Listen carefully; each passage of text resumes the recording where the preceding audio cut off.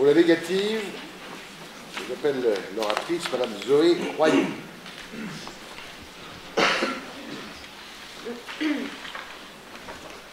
Monsieur le bâtonnier, Mesdames, Messieurs les secrétaires, demandons à Marina, vous savez, cette petite fille retrouvée morte dans le sous-sol de l'usine où travaille son père, emprisonnée dans du béton, si la famille est encore une chose sacrée. Oui, demandons-lui.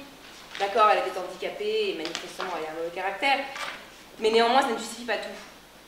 Souffre-douleur de ses parents, ils ont fini par la tuer. De toute façon, on ne peut plus répondre à cette question aujourd'hui, cette curieuse question.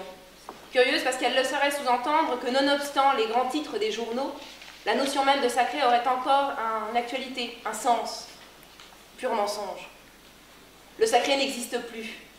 Il se défile, disparaît face à la vulgarisation de notre société.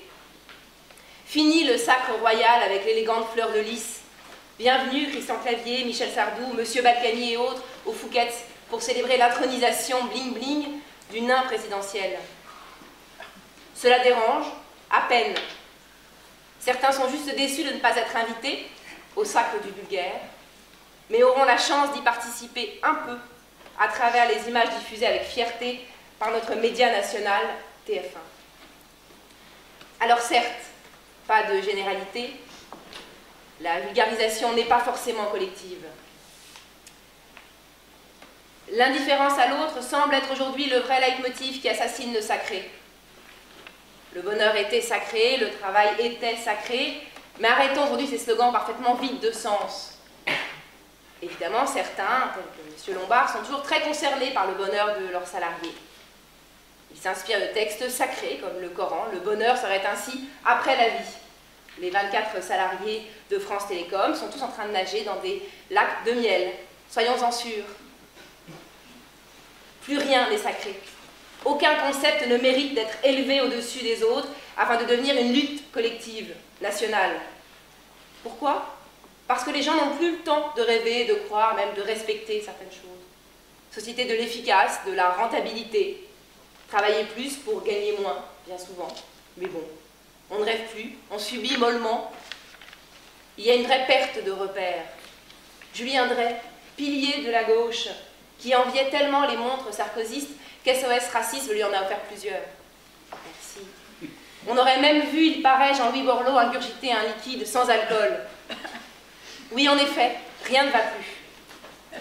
Le sacré, ce en quoi on pouvait indéfectiblement croire, nous laisse choir. Aujourd'hui, le sacré n'est plus un argument marketing opérant. Les choses sacrées, ces grands principes, autrefois très à la mode, ne permettront plus de trouver un toit à ceux qui, pour le moment, se contentent de ponts. Oui, il y a le droit au logement, un droit quasi sacré, et donc absolument pas concret. Parce que le problème est là. Ce qui est sacré n'est pas concret, et peut être vulgarisé à tout instant ou même violé par celui qui a un peu d'autorité. Aujourd'hui, les gens n'ont plus le temps pour l'abstrait. Ils veulent de vraies aides. Et puis le sacré implique une solidarité, un mouvement groupé, un désir d'avenir. C'est peut-être un petit peu royaliste pour être crédible, mais ça implique au moins une conscience collective, regroupée autour de croyances, de luttes. Or, aujourd'hui, nous vivons dans une société individualiste, pas de place pour l'autre. Alors le sacré... Et puis, quel rôle joue la famille dans une telle société de l'égoïste? On la congèle, la famille. Oui, on congèle ses descendants. Pour le moment, on verra plus tard. Donc la famille, non. Ce n'est plus une chose sacrée. Juste un lieu supplémentaire de douleur. On s'affranchit de cette chose sacrée. Et plus généralement du sacré. Nous sommes libres. Et puis qui décide que telle chose doit être sacralisée? L'union libre, le concubinage ont été bannis en raison de simples frustrations napoléoniennes. C'est pas sérieux. Chaque époque érige en sacré ce qu'elle veut protéger et écarte toute autre notion. Mais de quel droit? Mais oui, je vous l'accorde. Le sacré, c'est rassurant. On vous dicte tout, à vous de croire et de respecter. On aurait presque pu établir un guide, par exemple, choses sacrées, mode d'emploi, histoire d'uniformiser un peu plus la société. La religion a essayé. Pendant de nombreux siècles, vous savez, la Bible, qui vous édicte que, oui, la vie, c'est sacré. Alors, non à l'euthanasie, non à l'avortement, oui au mariage, mais uniquement entre un homme et une femme. Et c'est pour ça d'ailleurs qu'Amanda Lear ne s'est jamais mariée. Et ça, c'est vraiment ignoble. Mais aujourd'hui, avec de surcroît une lecture benoîte de ces versets, fini le sacré. Il ne correspond plus à notre société, ne peut plus répondre aux attentes actuelles, voire aux angoisses qui guident chaque individu. Nous en sommes déjà à la pilule du lendemain. Alors l'avortement, ça fait un moment que c'est fait. Notre société individualiste, parfois même indifférente, voire vulgaire pour certains, a évolué. Elle s'est modernisée. L'État, qui est un autre pilier, a essayé aussi de maintenir ces choses sacrées. La Légion d'honneur, par exemple. C'est une récompense très honorifique pour ceux et celles qui font la fierté de leur pays. Alors, Johnny Hallyday, Michel Sardou, encore lui, bientôt peut-être Véronique Jeuneste, voire Mimi Mati. On attend. Alors, vous me l'accorderez, cette décoration n'est plus tellement sacrée. Mais pourrait-on prétendre en trouver d'autres choses sacrées? La loi, par exemple.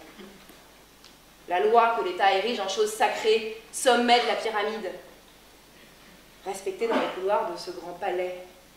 Et ça y est, Nicolas Sarkozy, toujours pour le bonheur de son avocat, a prouvé que non, la loi n'était pas une chose sacrée, et ce depuis l'arrestation de l'assassin présumé du préfet Erignac, n'en déplaise à la ministre de Villepin et à Elisabeth Guizot. Alors non, il n'y a plus de choses sacrées. Michel Alliot-Marie s'empare définitivement de l'indépendance du parquet pour achever cette désacralisation. Ça, c'est fait. Ainsi, société de l'anesthésiant, de l'aseptisé, du neutre.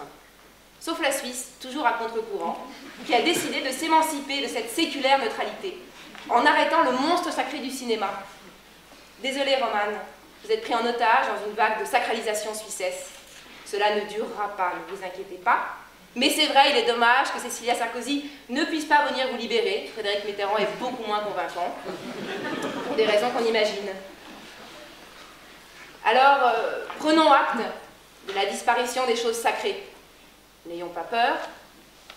La question sous-jacente ne serait-elle pas de savoir si l'on peut rire de tout? Le rire dans une société est un baromètre qui permet finalement de mesurer les limites que nous sommes prêts à franchir, ce que l'on respecte ou pas. Curieusement, le récit des exploits amoureux de M. DSK, diffusé sur France Inter, n'a pas fait rire unanimement. Non pas parce que DSK ou l'amour est une chose sacrée, pas du tout. Mais simplement parce que le politiquement correct nous dicte de ne pas aller trop loin. Touche pas à mon pote, quand même, se l'entendre dire, lui sorte feu. Ce qui fait rire en privé appelle forcément une sanction en public.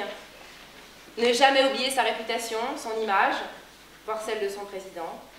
Finalement, nous sommes moins libres qu'il y a 50 ans, libérés du sacré, mais pas de la censure.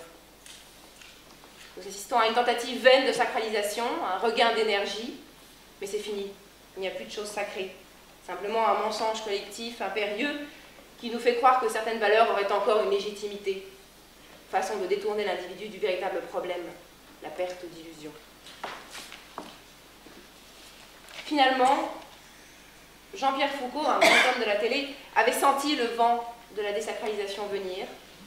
Alors fini Sacrée Soirée. Aujourd'hui, il présente une émission qui correspond à l'attente de tout le monde. Gagner de l'argent sans payer d'impôts.